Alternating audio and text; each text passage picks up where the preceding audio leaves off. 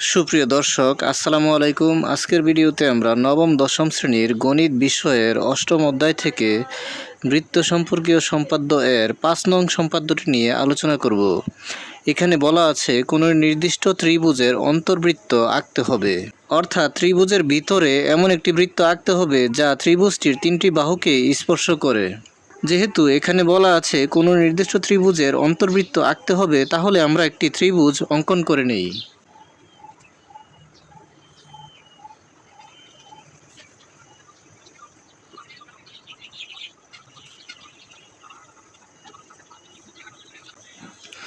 আমরা উক্ত ত্রিভুজটির 3টি শীর্ষবিন্দুর নাম দিয়ে দিলাম এ বি সি, অর্থাৎ উক্ত ত্রিভুজটির নাম ত্রিভুজ এ বি সি।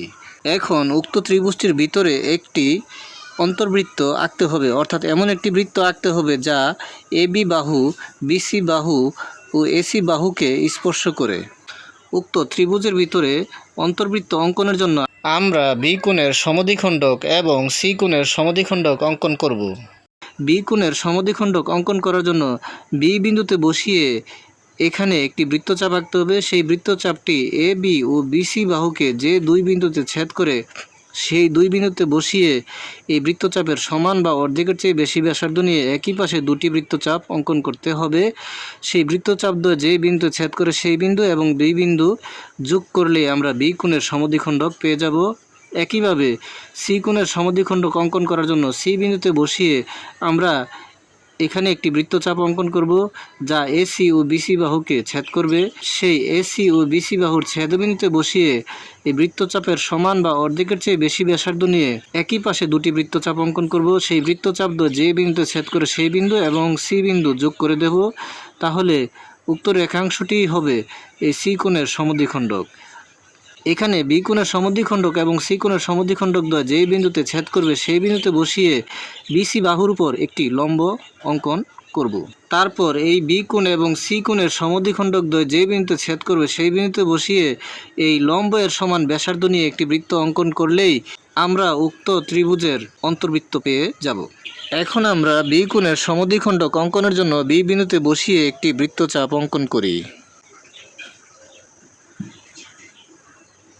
উক্ত বৃত্তচাপটি এ বি ও বিসি বাহুকে যে দুই বিন্দুতে ছেদ করেছে সেই দুই বিন্দুতে বসিয়ে উক্ত বৃত্তচাপের সমান বা তার অর্ধেকের চেয়ে বেশি ব্যাসার্ধ নিয়ে একই পাশে দুটি বৃত্তচাপ অঙ্কন করি।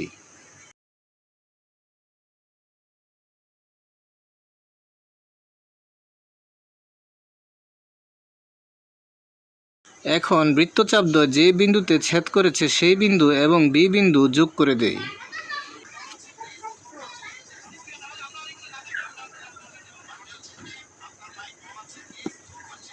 এখন আমরা সি কোণের সমদ্বিখণ্ডক অঙ্কনের জন্য সি বিন্দুতে বসিয়ে একটি বৃত্তচাপ অঙ্কন করি।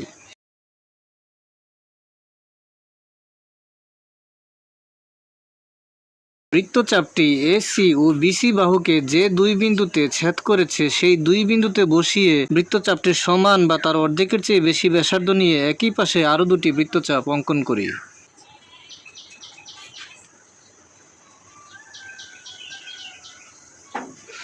বৃত্তচাপ দ্বয় যে বিন্দুতে ছেদ করেছে সেই বিন্দু এবং সি বিন্দু যোগ করে দেই। মনে করি বি কোণ ও সি কোণের সমদ্বিখণ্ডক দ্বয় একে অপরকে ও বিন্দুতে ছেদ করে। তাহলে আমরা এই বিন্দুটির নাম দিয়ে দিলাম ও। এখন ও বিন্দু থেকে বিসি বাহুর উপর একটি লম্ব অঙ্কন করব। বিসি বাহুর উপর একটি লম্ব অঙ্কন করার জন্য ও বিন্দুকে কেন্দ্র করে বিসি বাহুর উপর একটি বৃত্তচাপ অঙ্কন করি।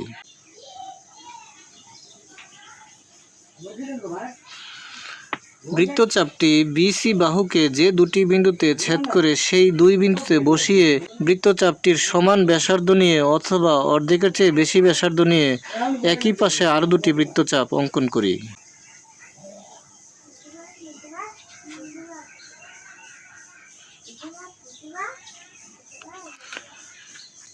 বৃত্তচাপ দ্বয় যে বিন্দুতে ছেদ করে সেই বিন্দু এবং ও বিন্দু যোগ করে দেই।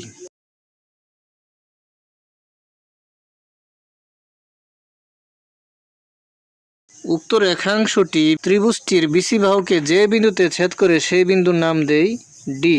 তাহলে বিসি রেখাংশের পর ও ডি লম্ব অঙ্কিত হলো। এখন কে কেন্দ্র করে UD এর সমান ব্যাসার্ধ নিয়ে একটি বৃত্ত অঙ্কন করি।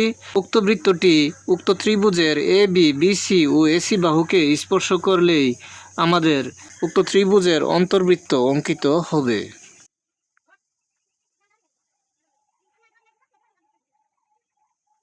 তাহলে OD এর সমান ব্যাসার্ধ নিয়ে অঙ্কিত বৃত্তটি আমাদের উক্ত ত্রিভুজের BC ও AC তিনটি বাহুকে স্পর্শ করে অঙ্কিত হয়েছে। তাহলে উক্ত বৃত্তটি উক্ত ABC ত্রিভুজের অন্তর্বৃত্ত।